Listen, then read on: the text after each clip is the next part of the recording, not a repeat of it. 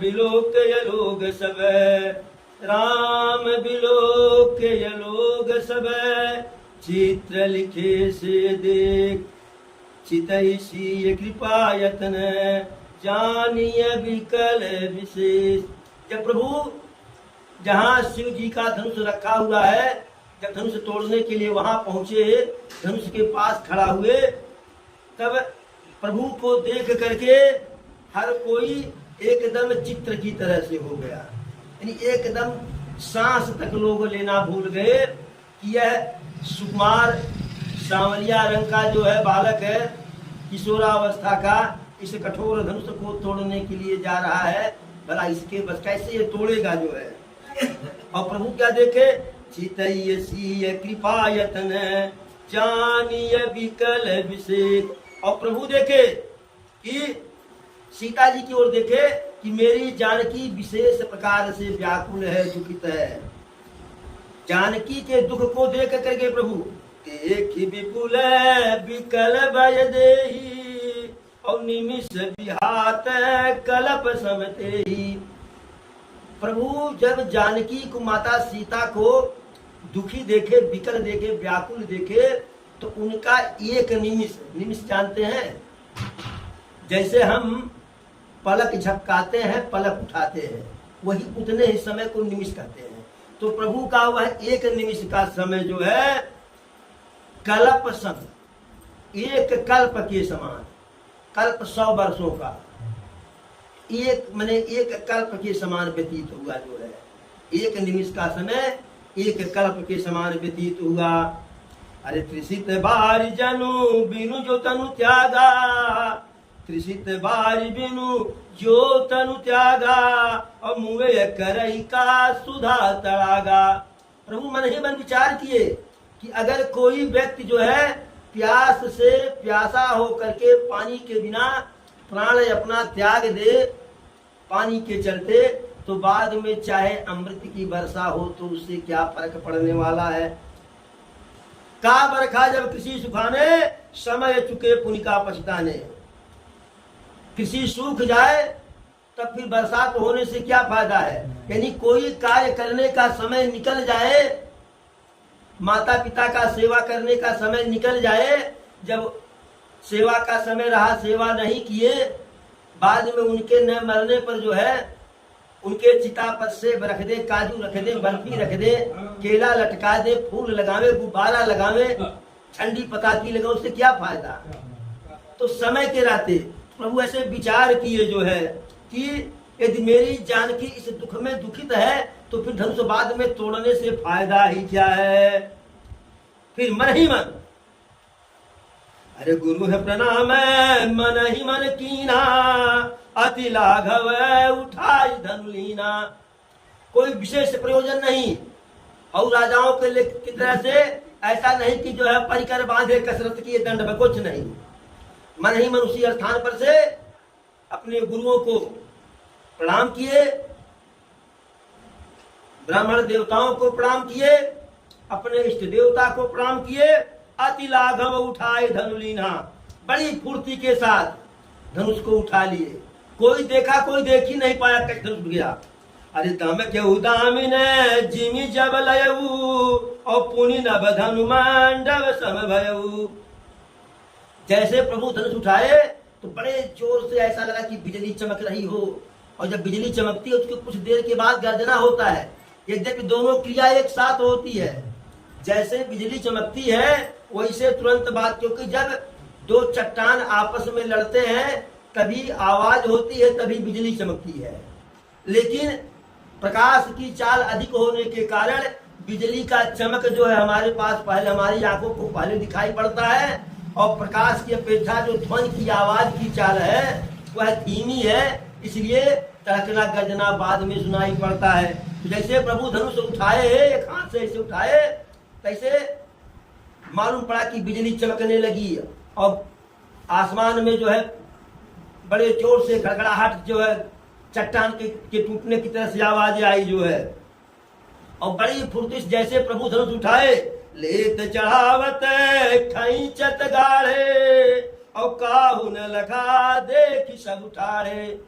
हाथ में लिए और तुरंत उस पर जो है प्रत्यंचा चढ़ाए, और प्रत्यंचा चढ़ा करके जो है इतने जल्दी से सारा कार्य किए कि हर कोई देख भी नहीं पाया कि कितने जल्दी सब कार्य हो गया।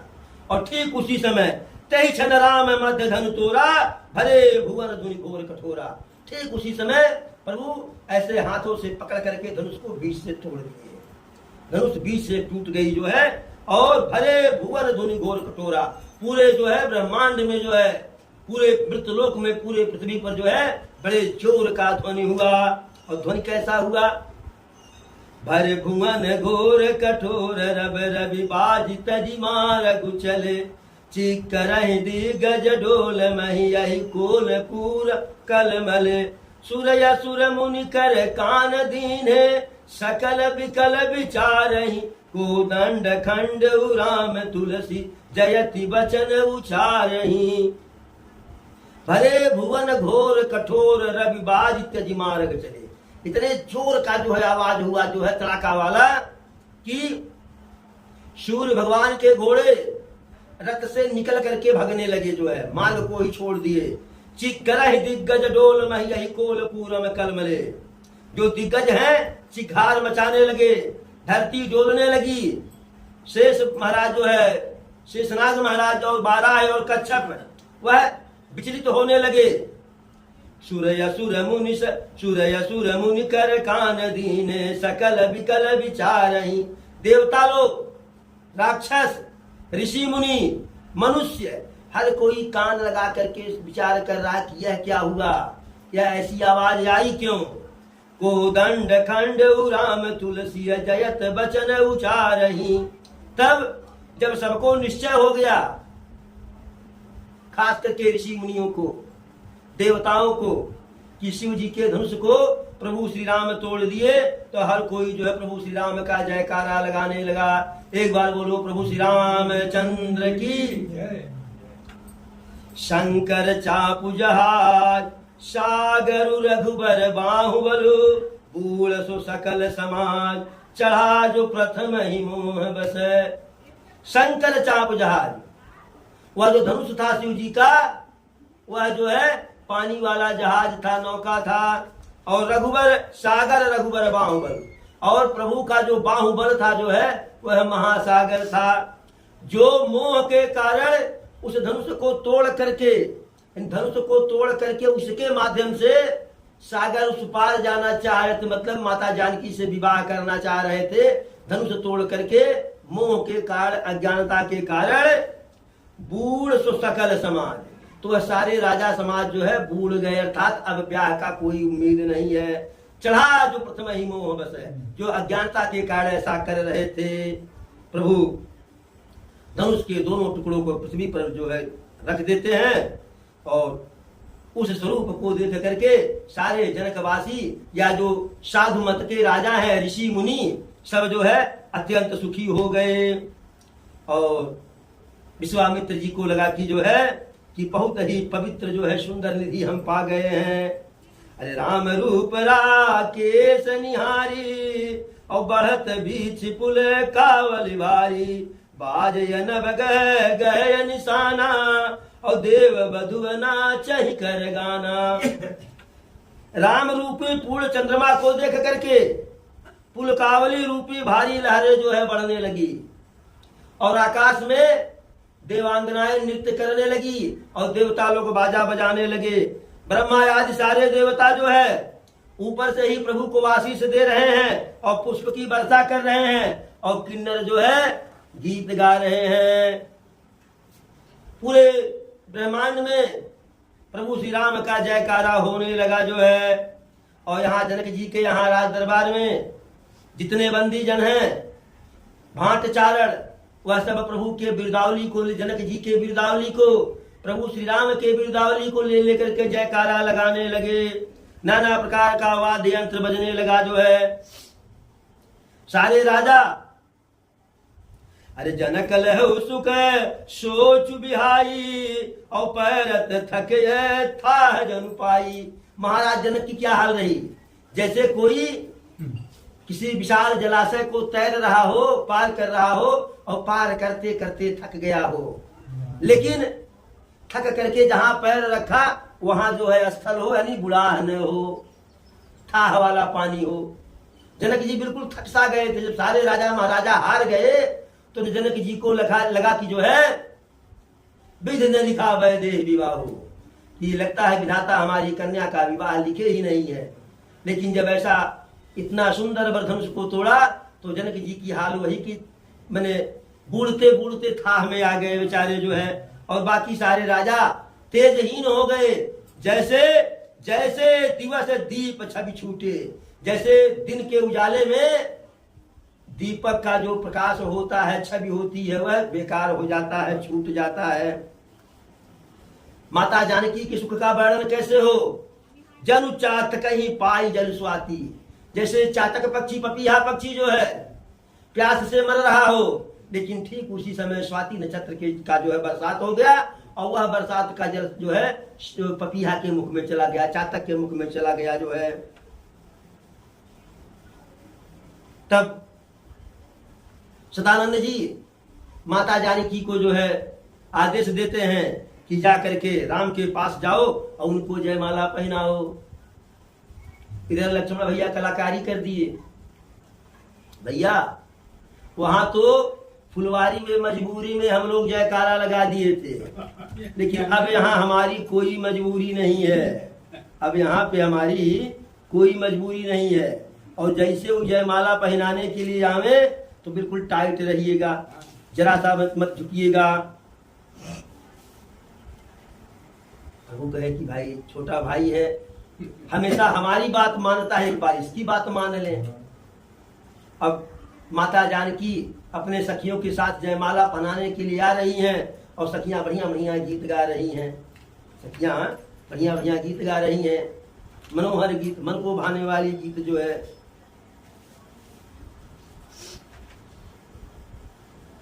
अरे सियाजू के हाथ जयमाल कि मंगल गीत गावे प्यारी सखिया।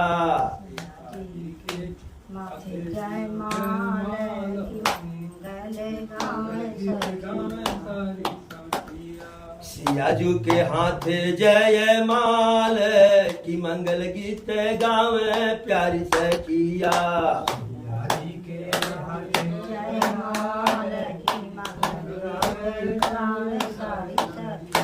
मंगल गीत गावे सारी सखिया हो, गावे सारी सखिया। सियाजू के हाथ जयमाल कि मंगल गीत गावे सारी सखिया।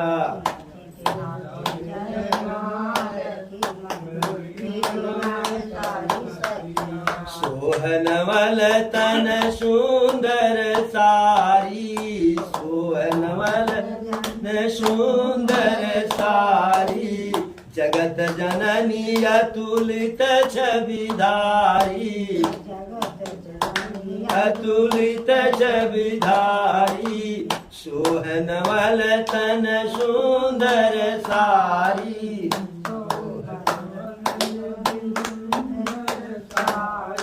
जगत जननी अतुलित छविधारी। अरे चितवत, अरे चितवत अवध भुआल की मंगल गीत गावे सारी सखिया।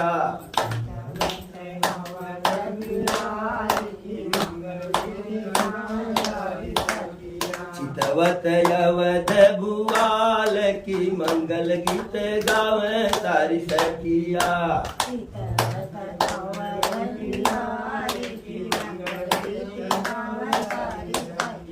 सिया जी के हाथ जयमाल की मंगल गीत गावे सारी सखिया।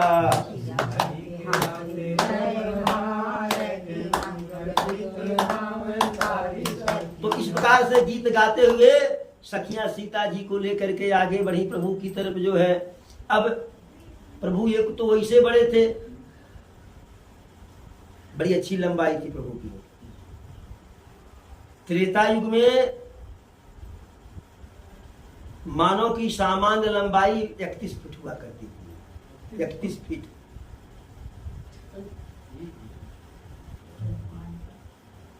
इकतीस नहीं, सतयुग में 31 फीट 32 फीट, त्रेता में 21 फीट और द्वापर में सामान्य मनुष्य की लंबाई 11-12 फीट। यानी इस दीवार जितना यह ऊंचा है इतना जो है, तो प्रभु की लंबाई लगभग 20-21 फीट थी और सीता जी सुकुमार थी, छोटी थी जो है, ऊपर से मुकुट प्रभु पहने हुए थे।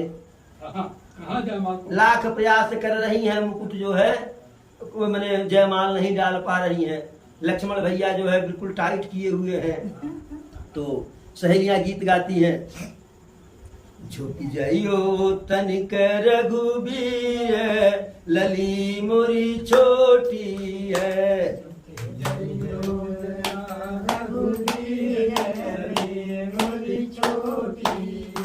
झुक जाइयो तनिक रघुबीर लली मोरी छोटी है।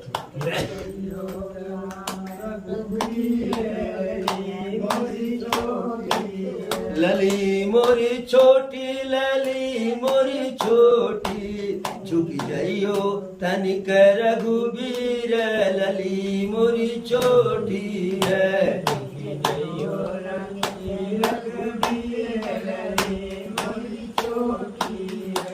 अरे सुनियो विनय दशरथ जी के लाला,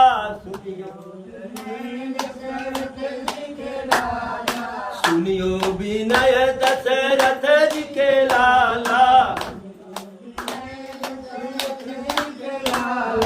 पहिरो राज विजय जय माला, सुनियो विनय दशरथ जी के लाला, पहिरो राज विजय जय माला,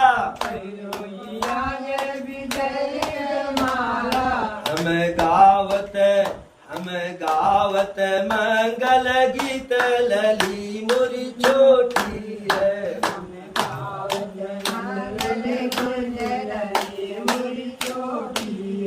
हम गावत मंगल गीत लली मोरी छोटी है।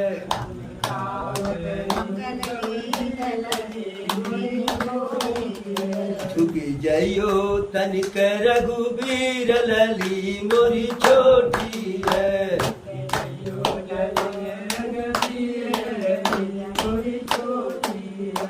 अरे बारी उम्र की ललिए है मोरी, बारी उम्र की ललिए मोरी, बारी उम्र की ललिए है मोरी, बारी उम्र की ललिए मोरी, बारी उम्र की ललिए है मोरी, बारी उम्र की ललिए मोरी, लली है मोरी, लली है मोरी,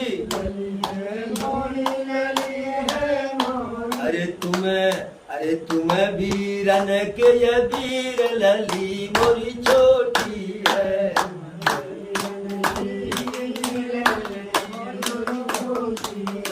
अरे तुम्हें वीरन के ये वीर लली मोरी छोटी है।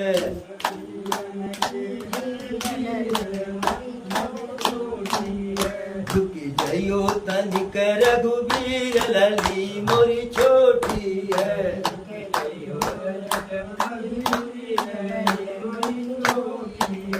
अरे ब्याह ऊंचा है सुमंगल गावे, ब्याह ऊंचा है सुमंगल गावे, नगर ये बासी अचल फल पावे, नगर ये बासी अचल फल पावे, ब्याह ऊंचा है सुमंगल गावे, नगर ये बासी अचल फल पावे, तब जुगल तव जुगल चरण बलबीर लली मोरी छोटी है। तव जुगल चरण बलबीर लली मोरी छोटी है। तव जुगल चरण बलबीर लली मोरी छोटी है। झुके जइयो तनिक रघुवीर लली मोरी छोटी है।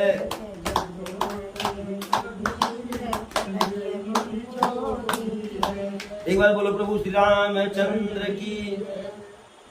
अब बात नहीं बन रही थी तो देखिए, बाहर तो मर्द मर्द होते हैं, लेकिन घर के अंदर जो है असली पावर महिलाओं के हाथ में होती है। मर्द की चतुराई, पुरुष की चतुराई बाहर चलेगी, लेकिन मकान में महिलाओं की चतुराई चलती है। तो माता जानकी की सहेलियां समझ गई कि ई छोटका कुछ कही लेते, इसी का किया दिया है, नहीं तो यह जो सांवरे रंग वाले हैं श्री राम बड़े सीधे साधे हैं। अरे झुकने को अगर इनसे कहा जाए तो जानकी के पैर में पड़ जाएंगे। ये बहुत सीधे बहुत बोले हैं, लेकिन छोटका खुला फाते कुछ किया होगा। तो दो चार सखिया जो सुंदर सुंदर थी जो है, लक्ष्मण भैया को बुलाई, गोरे राजकुमार इधर आइए। जो है टाइट होकर के गए। अरे एक तो पहले बात जो है पूरी रात सभा भड़का दिए थे।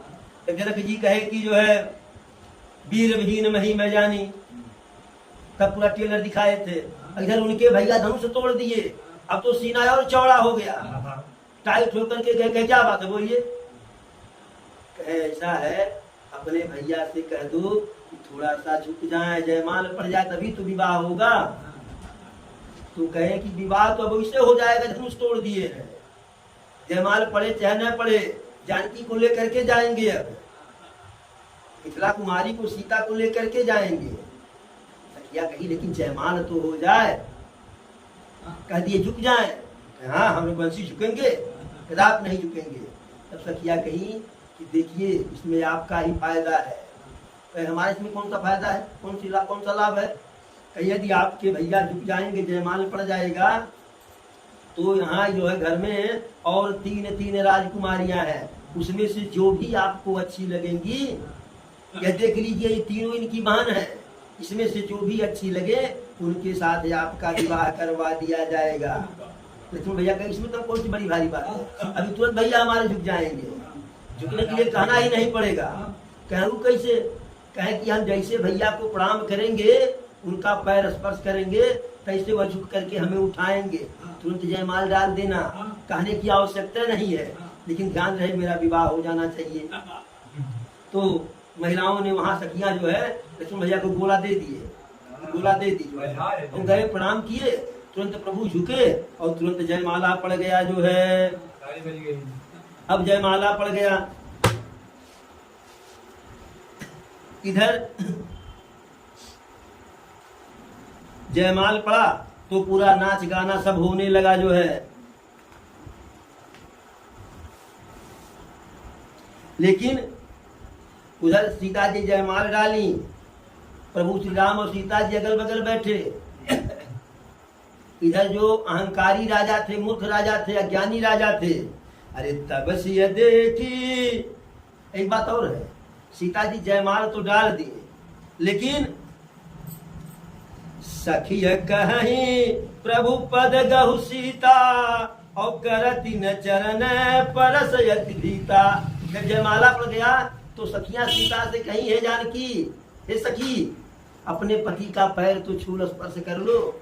लेकिन माता जानकी जो है पैर को स्पर्श नहीं कर रही है, इसलिए कि प्रभु के पैर से पत्थर का स्पर्श हुआ था तो पत्थर उड़ गया था। कहीं मैं स्पर्श करूंगी जो है तो मैं ही न उड़ जाऊं। गौतम तिय गति सूरत करी, नहीं परसत पग पान, मन बिहसे रघुवंश मनी, प्रीति अलौकिक जान। माता जानकी पैर को नहीं छू रही है, प्रभु समझ गए किस लिए नहीं स्पर्श कर रही है। तो माता जानकी के प्रेम को देख करके मन ही मन प्रभु मुस्कुरा दिए जो है कि इतना सीता मुझसे प्रेम करती है। लेकिन जो दुष्ट राजा थे वह लगे गाल बजाने जो है, और कहने लगे अरे ले छड़ाई सीय कह को और धरि बाधऊ नृप बालक दो। सीता को छुड़ा लो और इन दोनों राजकुमारों को बांध दिया जाए जो है। अरे धनुष तोड़ने से क्या होता है? हमारे जीते जी सीता से और कौन विवाह कर पाएगा? और यदि जनक जी कुछ सहायता करे उनकी तो इन दोनों भाइयों के साथ उनको भी जीत लिया जाए। तो जो सज्जन राजा रहे जो है वह कहे लाज नहीं लग रहा है। अरे वही पहले वाला बल है कि कहीं दूसरे से कहीं और जाकर के बल पा गए जो है। जो बचा खुचा बल था वह भी धनुष टूटने के साथ चला गया जो है। अरे ध्यान से प्रभु की सुंदरता को देख लो, नेत्र को अपने सफल कर लो, अन्यथा प्रभु के छोटे भाई लक्ष्मण जी के जो है क्रोध में जलने के लिए तैयार हो जाओ। जब राजाओं का जो है कोलाहल हुआ कि छुड़ा लो भाई, करो हऊ करो, तो लक्ष्मण भैया जिधर देख रहे हैं जिस राजा की तरफ, वो तो खड़े सूख जा रहा है, वह खड़े सूख जा रहा है। लेकिन अब जनकपुर की स्त्रियां सोच रही हैं कि कैसो कैसो धनुष टूटा जो है। अभी नया आफत जो है कि दुष्ट राजा यहाँ फिर बवाल करेंगे। सब उन राजाओं को गाली दे रही है। ठीक उसी समय परशुराम जी आ गए। जब परशुराम जी आ गए तो जितने दुष्ट राजा थे जिनसे धनुष नहीं टूटा था मन ही मन प्रसन्न हो गए। अब जो क्योंकि परशुराम जी शंकर जी के भक्त थे जो है और धनुष शंकर जी का था, उस धनुष से परशुराम जी का विशेष लगाव था। तो राजा समझ गए कि चलो बहुत बढ़िया हुआ, धनुष तोड़े जो है। सीता को तो नहीं लेकिन इन दोनों भाइयों का भी काम तमाम परशुराम जी कर देंगे और तब बचेगी सीता, तो लेकर के चले जाएंगे। तेहि अवसर सुन शिव धनु भंगा आयो भृगुकुल कमल पतंगा। ठीक उसी समय धनुष टूटने की बात को सुनकर के परशुराम जी आ गए जो है। अब उनको देख करके सारे राजा सब कुछ आ गए कि कहीं हमसे पूछ लेने की क्या करने के लिए आए हैं। बाज झपट जन लवा लुकाने, जैसे बाज पक्षी के बाज के डर से गौरैया फुलबुद्दी चिड़िया छिप जाती है, वैसे राजा राजाओं के पीछे छिप रहे हैं कहीं हमको देखने ले जो है। परशुराम जी का घोड़ा शरीर जो है, विशाल भुजाएं, यहाँ त्रिपुंड लगाए हुए हैं, ऊपर जो है जटा कसे हुए हैं। फिर ऋष के कारण जो है थोड़ा सा शरीर उनका जो गोरा है वह थोड़ा सा लाल हो गया है। अरे भ्रिकुट कुटिल नयन ऋषराते और सजहु चितवत मनहु ऋषाते। उनके जो नेत्र हैं वह वैसे लाल लाल है जो है, गुस्सैल गुस्सैल, जैसे अगर वह सामान्य रूप से भी दिखते हैं, किसी की तरफ देख रहे हैं तो वह जान रहा कि क्रोधित तो हो करके देख रहे हैं। शांत वेश करनी कठिन बरन न जाय स्वरूप, धरि मुनि तन जनु वीर रस आयु जह सब भूप। शांत वेश, यद्यपि उनका वेश तो ऋषि मुनियों वाला है जो शांत, लेकिन करनी कठिन। करनी क्या कि पृथ्वी को 21 बार राजाओं से विहीन कर दिए थे, सहस्रबाओं के भुजाओं को छिन्न भिन्न कर दिए थे। जो भी दुष्ट राजा दुष्ट क्षत्रिय होता था उसका काम तमाम कर देते थे। तो यह सारी बातें देख करके सारे राजा तो इसे घबरा गए थे जो है। लगे कैसे? धैर्य मुनि तन जनु वीर रस, जैसे कोई साक्षात वीर रस जो है मुनि के वेश में आ गया हो। और वह आए कहा? जहां राजाओं के बीच में आ गए। अब जब वहां उनको लोग देखे जो है, भृगु देखत भृगुपति बेश कराला और उठे सकल भय बिकल भुआला। जैसे उनके जो है कठोर शरीर को देख करके, विकराल शरीर को देख करके जैसे वह आए तैसे सारे राजा महाराजा खड़ा हो गए और हर कोई झपट झपट करके साष्टांग दंडवत कर रहा है और अपना नाम तो ले ही रहा है, साथ में पिताजी का भी नाम ले रहा है कि अगर हमसे कहीं कोई गलती हुई होगी तो पिताजी के नाम से बख्श देंगे परशुराम जी। जिसके तरफ जो है सहज स्वभाव से देख दे रहे हैं। वही सोच रहा कि लगता कि हमारा जो है काम तमाम हो जाएगा इस समय जो है। फिर जनक जी आए, सीता जी को बुला करके प्रणाम कराए, सीता जी को अखंड सौभाग्यवती का आशीर्वाद दे दिए। अब जब सीता को अखंड सौभाग्यवती का आशीर्वाद दे दिए तो राम का बाल तो बांका वैसे नहीं होना है। सौभाग्यवती भव तो सौभाग्यवती स्त्री तभी उसका उसका पति सकुशल रहेगा। तो राम का तो इसे बाल नहीं बांका होना था। तब तक विश्वामित्र जी चालाकी किए, तुरंत राम लक्ष्मण को ला करके प्रणाम करवा दिए जो है, और प्रणाम किए तो उनके स्वरूप को देख करके विश्वामित्र वैसे मोहित हो गए। और ऊपर से विश्वामित्र जी कहे जो है कि दशरथ के राजकुमार हैं दोनों। तो दशरथ बड़े सदहृदय बड़े सज्जन राजा थे जो है। राम के स्वरूप को देख करके परशुराम जी का नेत्र जो है देख में थक नहीं रहा है, अघा नहीं रहा है। रूप अपार मार मद मोचन, प्रभु का स्वरूप है जैसे कामदेव के सुंदरता को के घमंड को नष्ट करने वाला हो। फिर जनक जी से पूछे कि हे जनक ये बताओ भीड़ भाड़ कैसी है। बहुर बिलो की विदेह सन कहु काहयति वीर, पूछत जान अजान जिमी व्याप्यउ कोप शरीर। तो जनक जी से पूछते हैं अनजान बन करके सब कुछ जानते हुए, हे जनक बताओ यह कैसा भीड़ भाड़ है, क्रोधित होकर के। तो जनक जी सारा कारण बता दे किस कारण से राजा आए हुए थे और कैसे कैसे धनुष टूटा। जैसे धनुष टूटने की बात सुने तो धनुष की तरफ देखे टूट करके जो पृथ्वी पर पड़ी हुई है, बड़े क्रोध से क्रोधित होकर के कहे अरे कहु जल जनक धनुष किन तोरा, बेगी दिखाऊ मूढ़ न तयाजू औलटहु मैं जय लवत राजू। जल्दी से दिखाओ धनुष किसने तोड़ा है, अन्यथा अपने परसे से तुम्हारा राज जहां तक है वहां तक की पृथ्वी को उलट पलट कर दूंगा जो है। अब मारे डर के जनक जी कुछ उत्तर नहीं दे पा रहे हैं और जो कुटिल राजा हैं वह मन ही मन प्रसन्न हो रहे हैं। एक दूसरे से यह भी कहने लगे अरे हम धनुषिया जान के नहीं तोड़े थे, हम जानते थे कि परशुराम जी आएंगे तो बात बिगड़ जाएगी, वो तो हम सिर्फ तोड़ने का नाटक करने गए थे धनुष। अरे जब चाहे ऐसे 100 धनुष को तोड़ दे। अब हर कोई देवता नर नाग ऋषि मुनि सब जो है सोच में पड़ गए जो है। सीता जी की महतारी जो है रोने लगी कि विधाता ने बनी बनाई बात बिगाड़ दिया जो है। अब इस प्रकार से भृगुपति करे सुभाव सुन सीता और धनी में से कल्प समबीता। परशुराम जी के स्वभाव का स्मरण करके सीता जी को आधा निमिष समय जो है, जो पलक झपकाने का आधा समय होता है, वह एक कल्प के समान बीता जो है।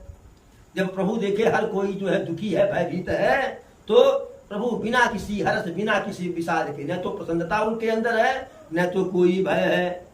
जा करके परशुराम जी के सामने हाथ जोड़ करके कहते हैं नाथ शंभुधनु भंजनिहारा और होई है को एक दास तुम्हारा।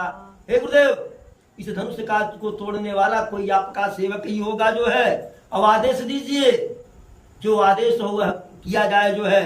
परशुराम जी क्रोधित होकर के कहे हैं सेवक का कार्य होता है सेवा करना, शत्रु का कार्य नहीं होता है, और जो शत्रुता का कार्य करे उसके साथ लड़ाई करनी चाहिए जो है। हे राम जिसने धनुष को तोड़ा है वह सहस्त्र पांव के समान हमारा जो है शत्रु है, और उसे इस समाज से जो है बाहर निकाल दिया जाए, अलग किया जाए, और नहीं तो सारे राजा मारे जाएंगे। लक्ष्मण जी मुस्कुरा पड़े और बोले जो है, बोले परशुधर ही अपमाने, ऐसी बात बोली जिससे परशुराम जी का अपमान हो जो है।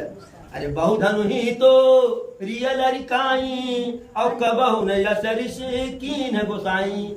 मुस्कुरा करके हाथ जोड़ के हे गुरुदेव, जब छोटा था तो बहुत धनुष तोड़ दिया, लेकिन कभी आपको ऐसा क्रोध करते हुए देखा नहीं। इस धनुष पर ऐसा क्या मोहब्बत है आपका, है क्या प्रेम है, क्या स्नेह है। और क्रोधित हो गए।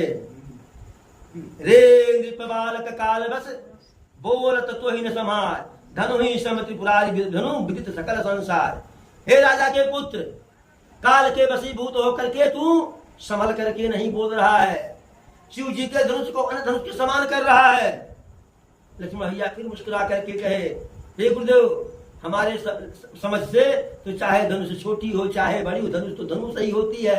हर धनुष पर बाण लगा करके मारा जाता है। और यह पुरानी धनुष थी जो है, प्रभु इसको धोखे में समझे नहीं होगी, उठा लिए और छूते ही टूट गई। उसमें मेरे भैया का कोई दोष नहीं जो है। तब परशुराम जी कहे और कहे कि हे गुरुदेव, आप बिना मतलब का क्रोध कर रहे हो, इसमें कोई क्रोध की बात नहीं है। तब परशुराम जी अपने परसे की तरफ देख करके कहे, है मूर्ख, तू लगता है मेरे स्वभाव को नहीं जानता है।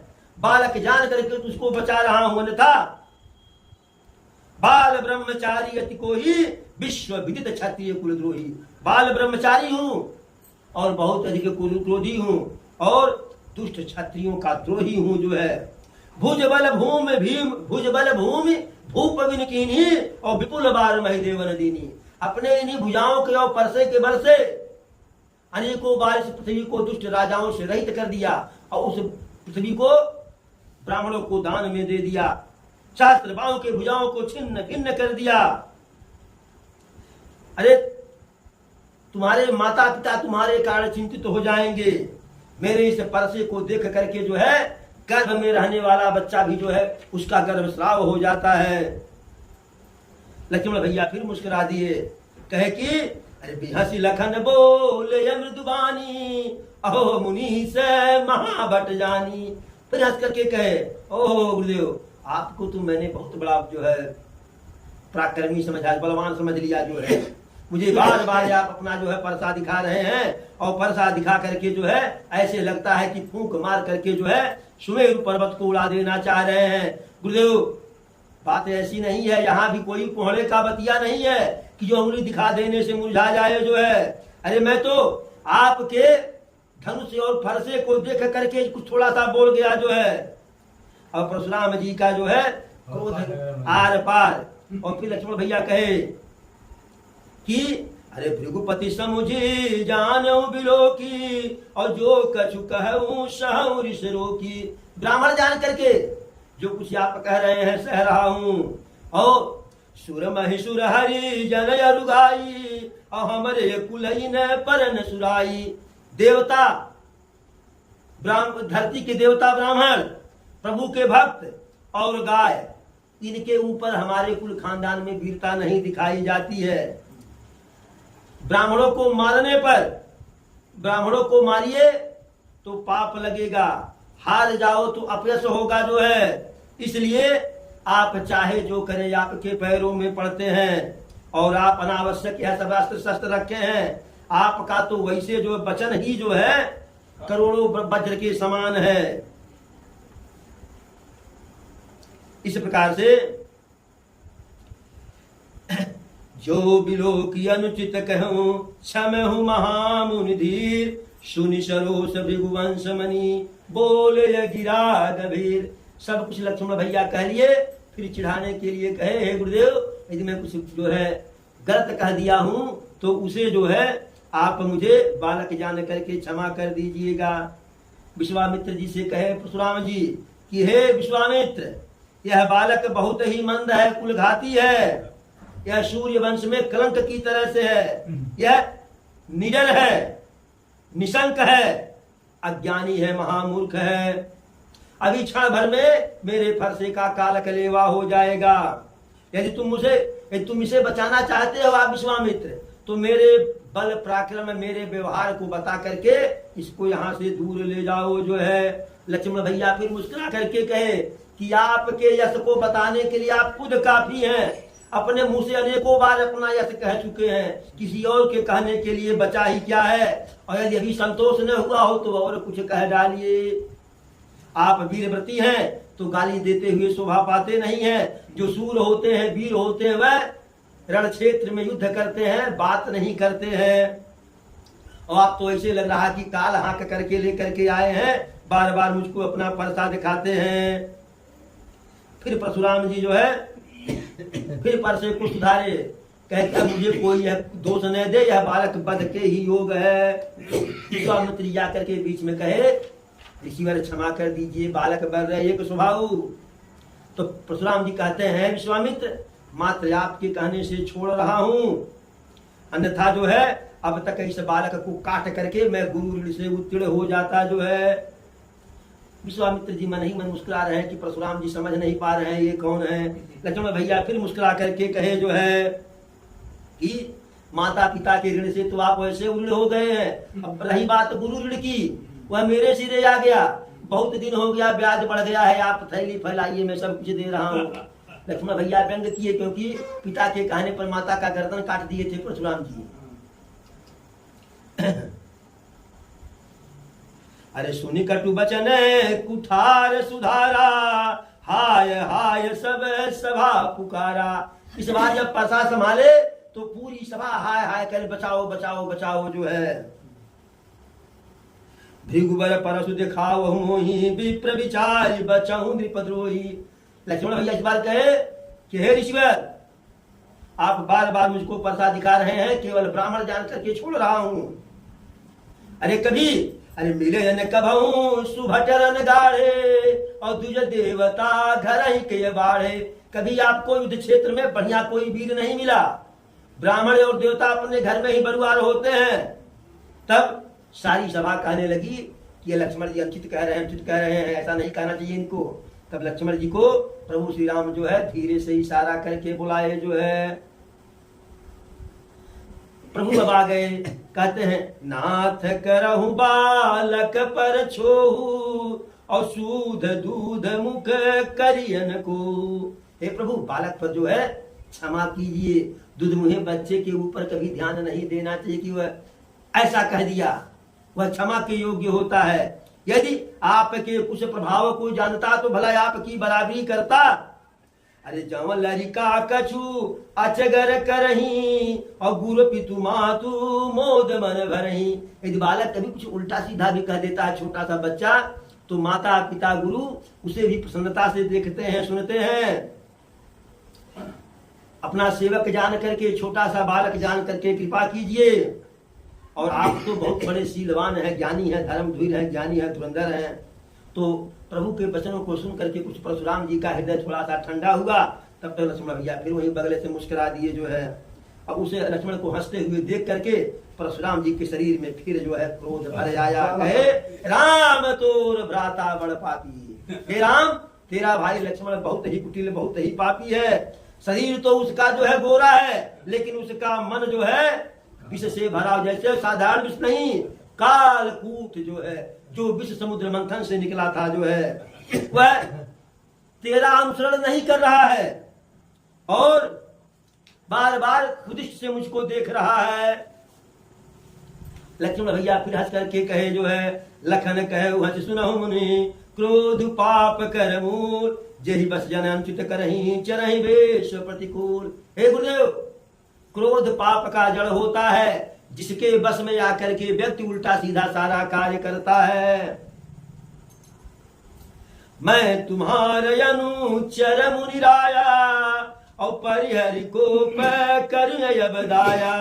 हे गुरुदेव, मैं आपका सेवक हूँ, क्रोध का परित्याग कीजिए, मेरे ऊपर दया कीजिए। चिढ़ा रहे लक्ष्मण भैया।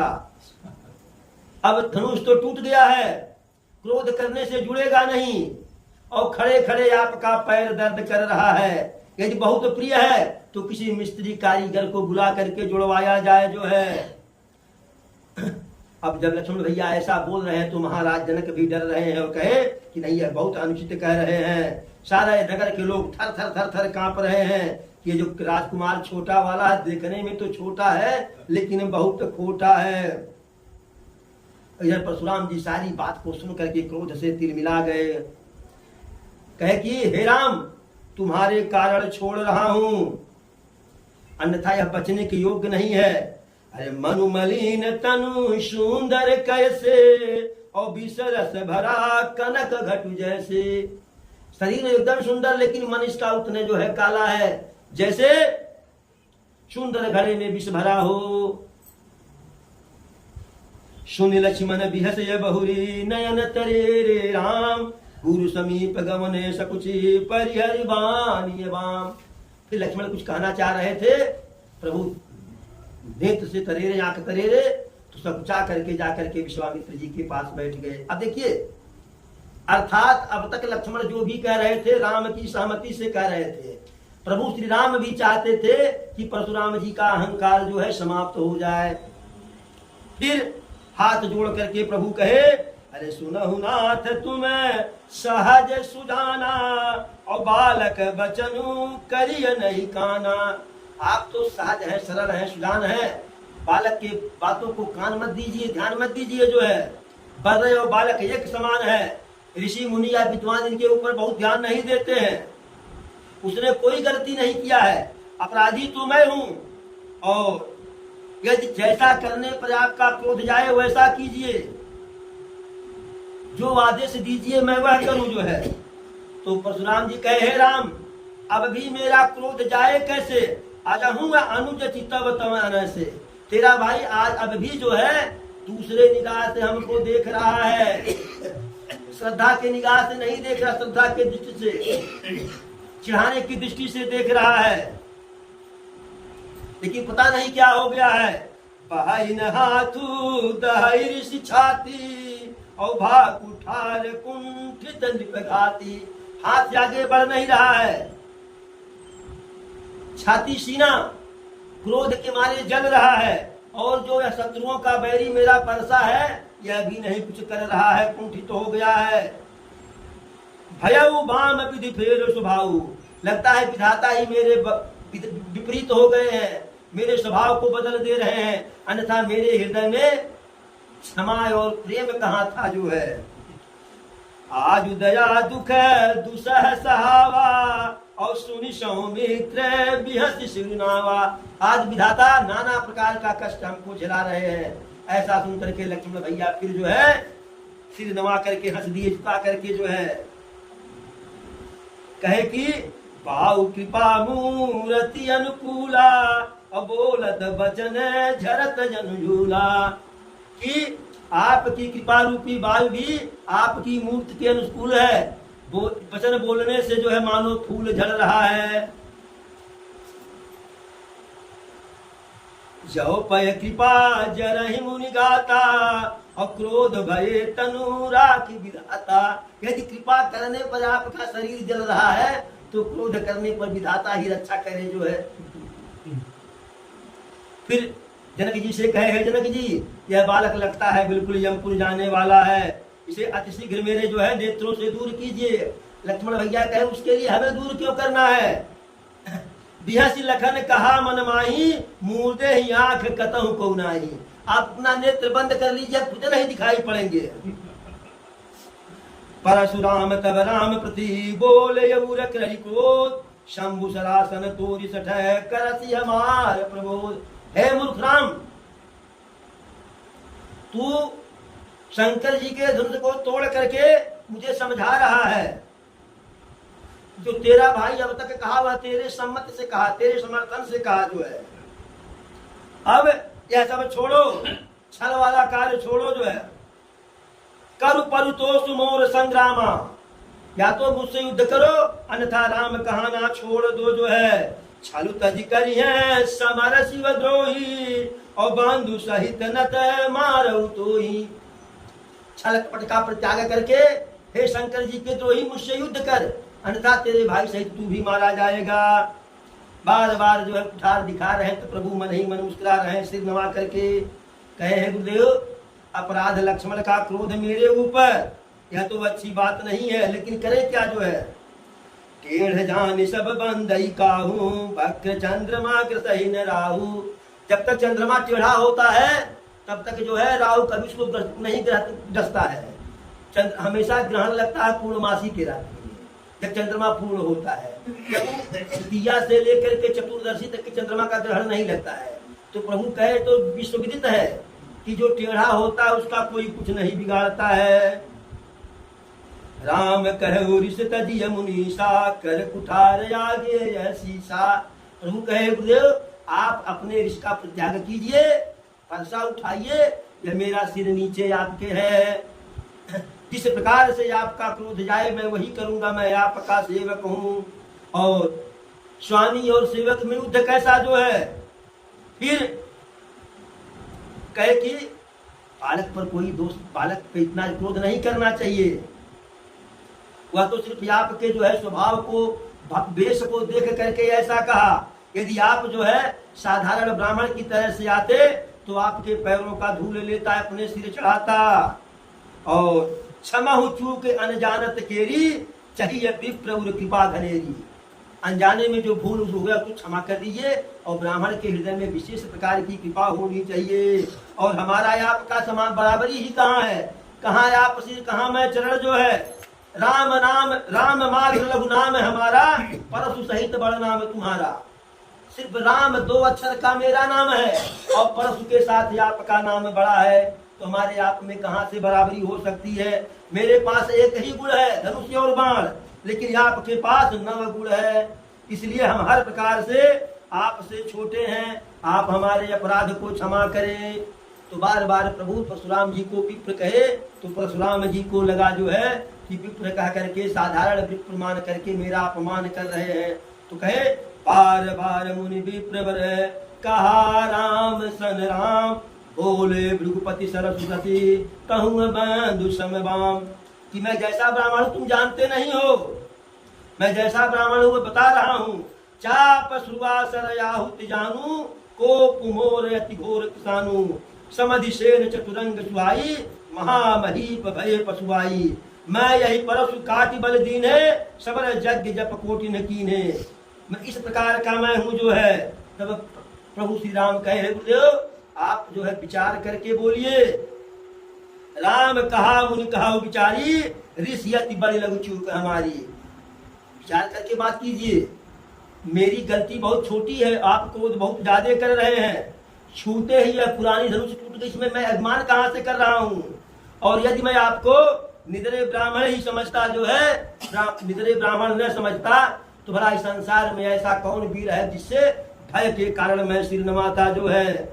चाहे देवता हो, चाहे असुर हो, चाहे राजा हो, कोई भी हो, मेरे जैसे बलवान हो या हमसे अधिक बलवान हो, यदि युद्ध क्षेत्र में कोई हमको ललकारे जो है, तो हम प्रसन्नता पूर्वक काल से भी लड़ जाएंगे।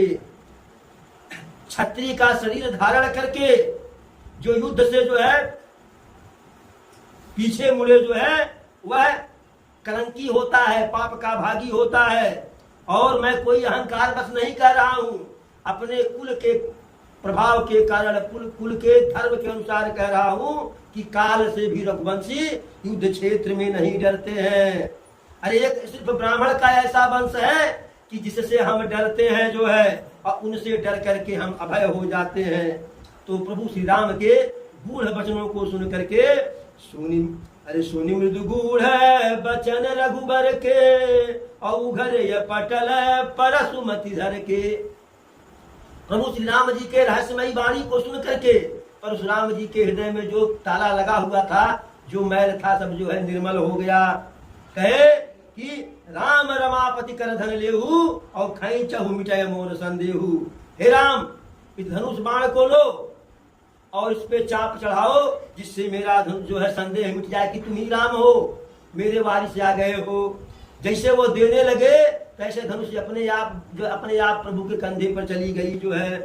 तब प्रभु श्री राम के प्रभाव को जाने परशुराम जी का शरीर बिल्कुल पुलकित हो गया, और प्रभु के जो की स्तुति किए, प्रार्थना किए, वंदन किए, और वहीं से आगे बढ़ गए। फिर जो है शिव जी की जो है तपस्या करने के, शिव जी के पूजा पाठ में चले गए जो है। फिर देवता लोग आसमान से परशुराम जी गए तो दुंदुभी बजाए, पुष्प की वर्षा की, देवगाने नृत्य की जो है, सब कुछ हुआ जो है। सारे जो महामूर्ख ज्ञानी राजा थे वह सब अपने अपने घर धीरे से भगे कि जब परशुराम जी हार मान करके गए तो हम लोग क्या करेंगे। एक परशुराम जी का ही तो सहारा था कि अगर वह कुछ कर देंगे तो सीता मेरी हो जाएगी। पूरे जनक में खुशी का माहौल आ गया जो है। अब विश्वामित्र जी जनक जी को बुलाते हैं, कहते हैं अरे कह मुनि सुने नरनाथ प्रवीणा, और रहा विवाह चाप अधीना। हे जनक जी, यद्यपि यह विवाह धनुष के अधीन था, धनुष टूटा तो अपने आप विवाह हो गया, लेकिन फिर भी अब जैसा आपके कुल खानदान की परंपरा हो वैसा कीजिए। तो जनक जी अपनी परंपरा बताए कि हम उस लड़के के साथ अपनी बिटिया का विवाह करते जहां से बारात आती है। तब कहे कि तो अयोध्या में जो है इसकी पत्रिका भेजो, सूचना भेजो, क्योंकि अयोध्या में तो आपने जो है निमंत्रण भेजा नहीं था, जो है वहां धनुष जगह की कोई सूचना गई नहीं थी वहां से बारात आएगी। तो वहां से जो है दूत जाता, अयोध्या में जाता हुआ कहानी कल कही जाएगी। एक बार बोलो प्रभु श्री रामचंद्र की, पवन सुत हनुमान की, चारों भैयन की, चारों मैयन की, अपने अपने गुरु गोविंद की, अपने अपने माता पिता की, धर्म की, धर्म की, धर्म की, अधर्म का, अधर्म का, प्राणियों में, विश्व का, हर हर महादेव।